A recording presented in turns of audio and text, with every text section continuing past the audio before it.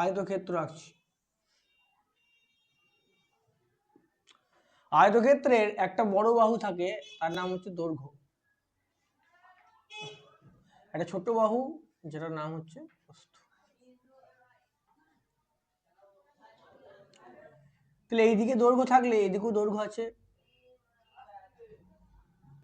এদিকে প্রস্থ, এদিকে প্রস্থ। এবার বলি যে পরিসীমা, পরিসীমা মানে হচ্ছে চারিদিকটা। তাহলে পরিসীমা কি হবে? দৈর্ঘ্য যোগ দৈর্ঘ্য যোগ প্রস্থ যোগ প্রস্থ, এটা এটা এটা চারটে বাহু যোগ করো। তাহলে দুটো দৈর্ঘ্য আছে, তাহলে 2 গণিত দৈর্ঘ্য প্লাস 2 গণিত প্রস্থ, দুটো দৈর্ঘ্য দুটো প্রস্থ বলে লিখলাম। এখান থেকে যদি 2 কমন নিই তাহলে পাবো দৈর্ঘ্য প্লাস প্রস্থ। এটা হচ্ছে আয়তক্ষেত্রের পরিসীমা।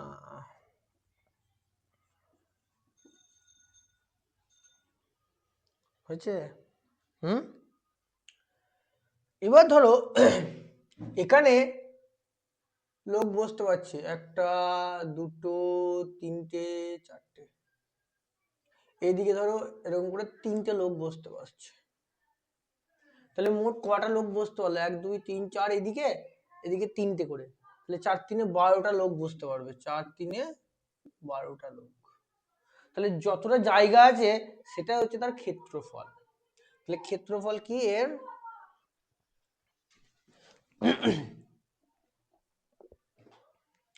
তাহলে এই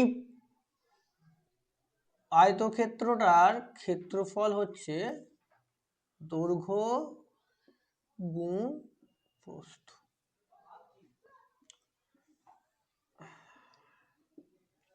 ঠিক আছে? তাহলে আয়তক্ষেত্রের পরিসীমা পেলাম, ক্ষেত্রফল। ক্ষেত্রফল যদি আমার দেওয়া থাকে আর যদি দৈর্ঘ্য দেওয়া থাকে তাহলে প্রস্থ বার করতে পারবো। কি করে বার করব? দৈর্ঘ্যটা ভাগ করে দেবো। তাহলে প্রস্থ সমান ক্ষেত্রফল ভাগ, আর দৈর্ঘ্য সমানও বের করতে পারবো ক্ষেত্রফল ভাগ প্রস্থ। ঠিক আছে কি ঠিক না বলো? এটা অসুবিধা আছে এটাতে? আচ্ছা, তাহলে আমরা কি বললাম?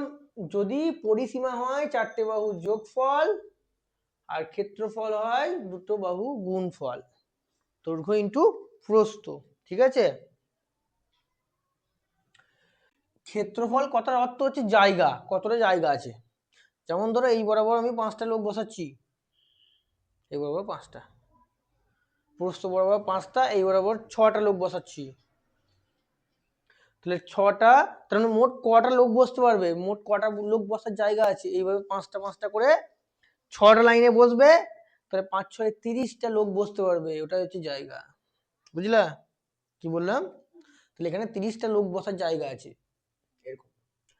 তারপরে যদি আমি দেখি এবার বর্গক্ষেত্র, একই রকম ভাবে 4টে বাহু আছে, সব কটা বাহু সমান।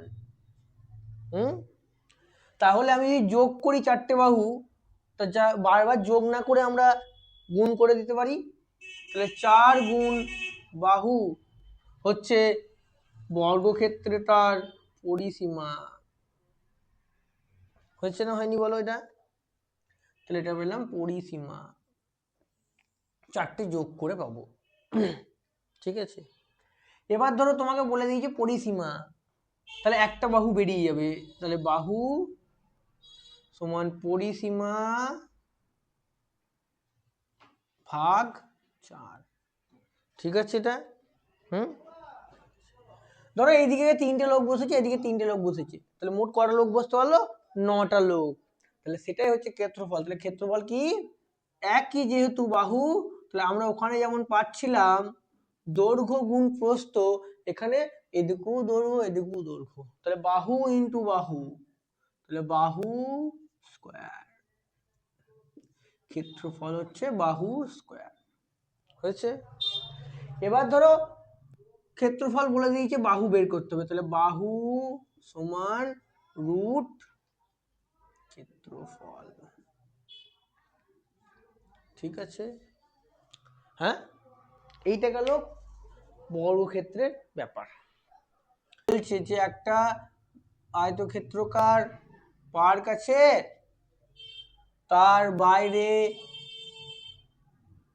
একটা রাস্তা আছে। ঠিক আছে? হয় বলছে রাস্তার ক্ষেত্রফল বার করো, হ্যাঁ, বা ভেতরের ক্ষেত্রফল, যাই হোক একটা দিচ্ছে। তাহলে আমাকে দেখো, প্রথমে যদি আমি বড় এই ক্ষেত্রফলটা বার করে ফেলি, সেখান থেকে যদি ভেতরকারটা এইটুকুটা বাদ দিয়ে দিই, তাহলে এই অংশটা পেয়ে যাবো। ঠিক আছে? ধরো আমাদের বাইরের বাহুটা না দিয়ে এই বাহুটা দিয়েছে 20, এই বাহুটা দিয়েছে 15, ঠিক আছে, দিয়ে বলেছে যে 5 মিটার চওড়া রাস্তা আছে, এই রাস্তার ক্ষেত্রফল বার করো। তাহলে আগে আমি ভেতরকার ক্ষেত্রফলটা বার করে নিচ্ছি। 20 গুণ 15, ভেতরকার ক্ষেত্রফল হবে 300 বর্গ একক বা বর্গ মিটার, যাই বলবা সেটা বেরোবে। ঠিক আছে? আচ্ছা, 5 মিটার যদি চওড়া রাস্তা হয়, তাহলে এইদিকেও 5 মিটার, এইদিকেও 5 মিটার, তাহলে দৈর্ঘ্য ছিল 20 মিটার, এদিকে 5 বেড়ে গিয়ে এদিকে 5 বেড়ে গিয়ে এই লম্বা দাগটা 10 বেড়ে গিয়ে 30 দাঁড়ালো। হয়েছে কি হয়নি বলো? হ্যাঁ, তাহলে তখন দৈর্ঘ্য হয়ে গেল কত? 30। আর এইদিকে দেখো, এই 15 মিটার, এইদিকে 5 মিটার চওড়া, এইদিকে 5 মিটার চওড়া, এই গোটাটা হয়ে গেল 25 মিটার। তাহলে এখন এই ক্ষেত্রফলটা দাঁড়ালো কত? 750 বর্গ মিটার। তাহলে বাইরেরটা হয়ে গেল 750 বর্গ মিটার, ভেতরেরটা হয়ে গেল 300 বর্গ মিটার। তাহলে এই রাস্তার এই জায়গাটার ক্ষেত্রফল হচ্ছে 750 বিয়োগ 300 সমান 450 বর্গ মিটার। এই ধরনের অঙ্ক থাকছে। হয়েছে? এটা বুঝতে পেরেছো? এবার প্রথমে অঙ্কটা কি ছিল বলো?